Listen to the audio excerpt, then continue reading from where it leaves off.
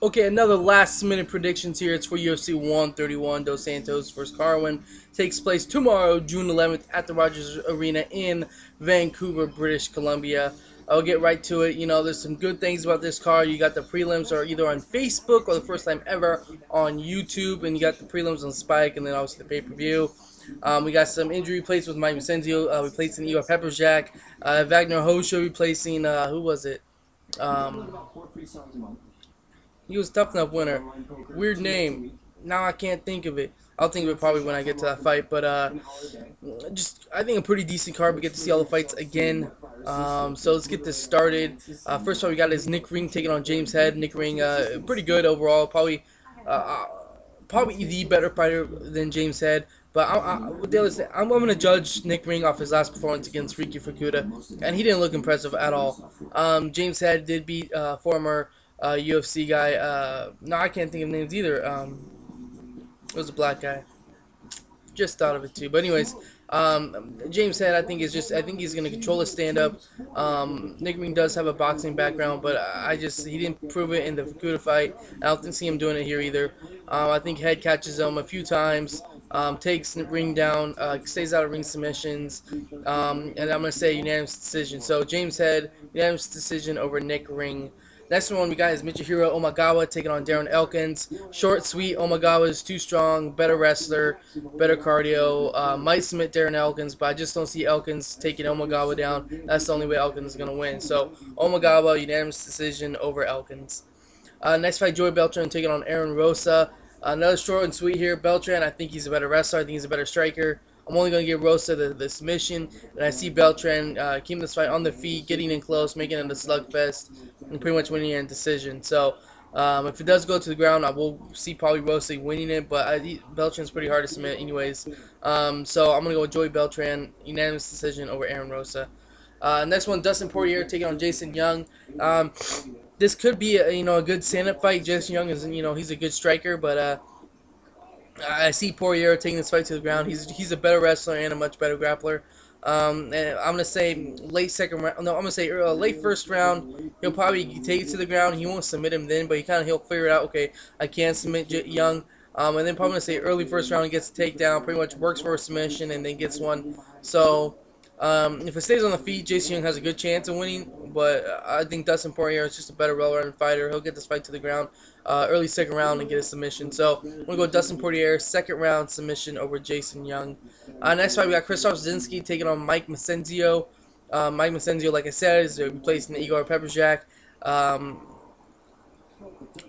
Not similar, no difference. I was picking Krzysztof to beat Igor, and I'm going to pick Krzysztof to beat Mike.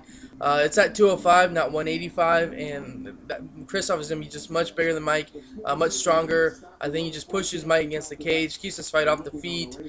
And just pretty much what Krzysztof Soszynski did to Andre Guzman, I see what happens here with Mike Massenzio. So just pinning Mike against the cage, landing some dirty boxing, some uppercuts, hooks, and then probably just knocking him out in the second round. So Krzysztof Soszynski, second round TKO over Mike Massenzio. But if Mike Massenzio does get this fight to the ground, he does have a good chance of submitting Krzysztof, but I just don't see that happening. Now we go on to the prelims on Spike TV. First fight, Jesse Bongfeldt taking on Chris Weidman. I think that's how you say his name.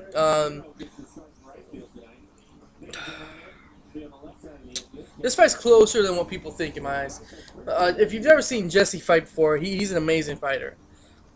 Sorry, he's very talented, and he can very well beat Weidman here. But Chris is he's just on the grappling and his wrestling, I think, is just much better than Bongfeldt's.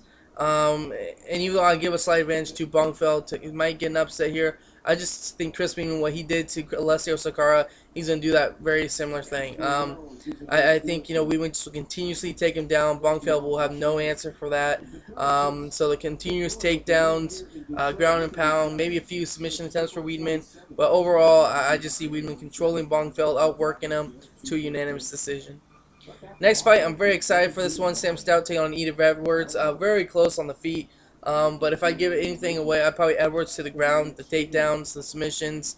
I think that's what's going to win Edwards the fight. I think, on the striking, very close. Stout technically is probably better than Edwards, but I think power, and the veteran, the speed goes to Edwards.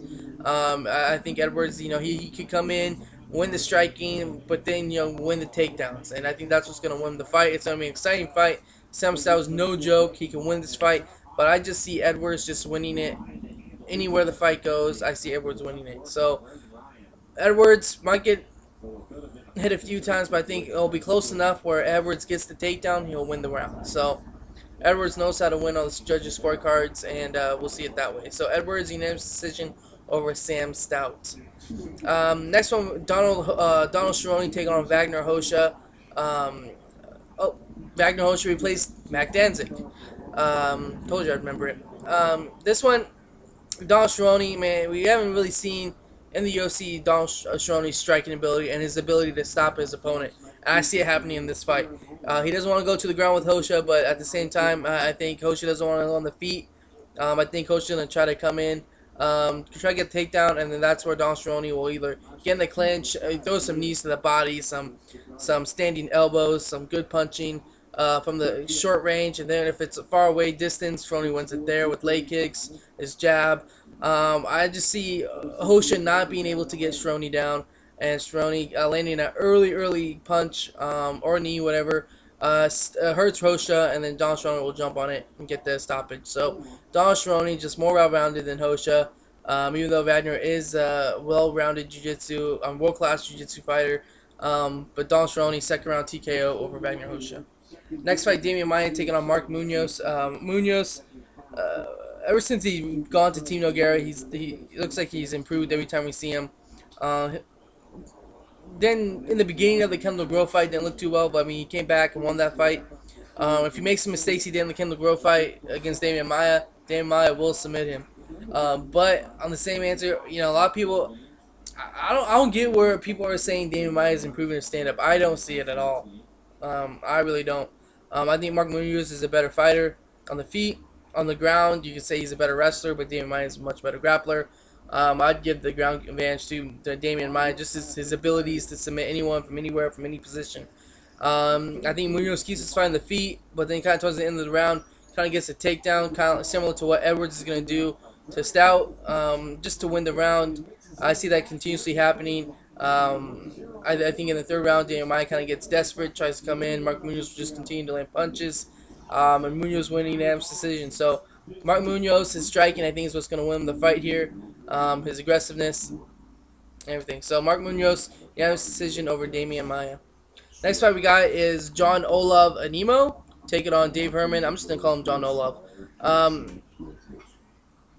If John Olav, okay, we can go back. John, he's a talented fighter, decent stand-up, much better grappler.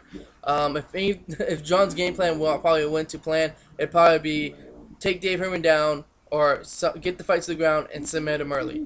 That's probably John Olav's game plan. The thing is, he hasn't fought since 2006. Now, if John Olav fought, let's say 2008, 2009, maybe somewhere around there, I might give him the fight.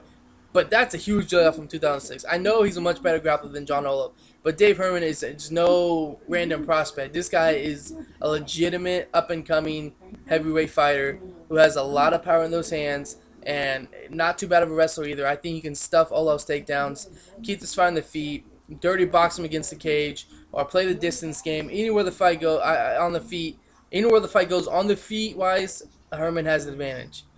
On the ground, obviously, it goes to Olav. I just don't see the fight going to the ground. I see David keeping the fight on the feet, connecting early and fast, and getting the first-round TKO. So Dave Herman, first-round TKO over John Olav Einemo. Next fight we got is Kenny Florian taking on Diego Nunes.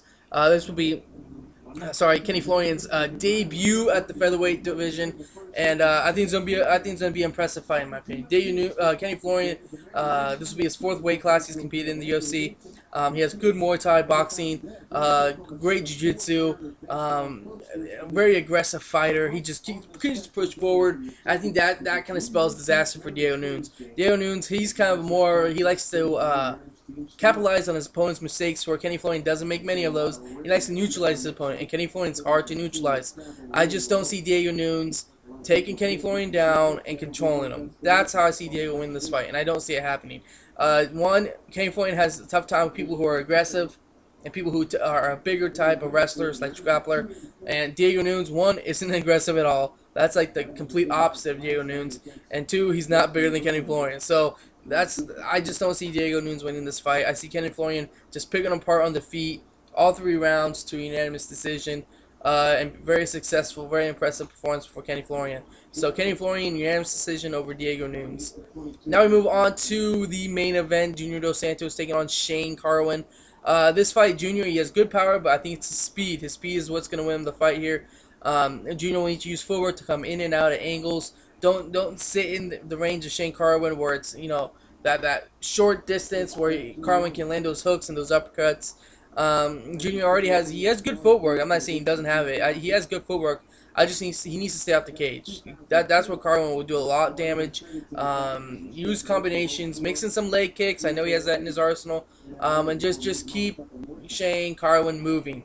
Try to, you know, drain Shane Carwin. His cardio isn't the greatest. Even if he's improved his cardio since the Brock Lesnar fight, still Shane's cardio isn't the greatest. And maybe even though Carwin is a good wrestler, maybe we'll see Junior take Carwin down. You never know. Carwin, you know, got submitted by Brock Lesnar. You know, we'll see. But Junior, his speed is what's gonna have to win him the fight here. Just keeping Carwin moving. Don't stay planted. Just keep moving. Carwin has true one-punch knockout power, man. If he connects to Shane Carwin in the middle of the cage, or on the fence, or on the ground, Dos Santos is gonna feel it. Dos Santos has not been hit as hard as Shane Carwin hits, and you know, if he connects either on the cage, man, it could be a short night for Junior Dos Santos. Carwin, he's gonna want to get in close. He's gonna want to be aggressive. He's gonna want to end this fight early. Push Dos Santos against the cage, maybe get a takedown, but get inside that range where he can throw those power punches, the hooks, the uppercuts, and just get in there. Carwin is very skilled on top. He's not the most skilled fighter on the bottom on the ground, but on top he has very heavy hands and he knows how to ground and pound pretty well. So Carwin's power, stationary as versus Junior Dos Santos' speed, more athletic than him, his athleticism. I'm gonna go with Junior Dos Santos. I think the speed is what's gonna win him the fight, and I just see him working Carwin. I see Carwin coming in, Junior counter, he'll move away, you know, wait, Carwin will come in again, kind of throw a sloppy punch, Junior will counter again. And pretty much all those counters, because Junior does hit hard, is going to catch up to Carwin, and I'm going to see a late first-round TKO. So, Junior Dos Santos, late first-round TKO. I'm a Shane Carwin fan, but I see Junior winning it. So, there you go. There's my UFC 131 predictions. So, there you go. This is, I think, one of the better main cards, main events we've seen. Let's see Kenny Florian, a featherweight, see how he does. The main events, I think, is going to be good.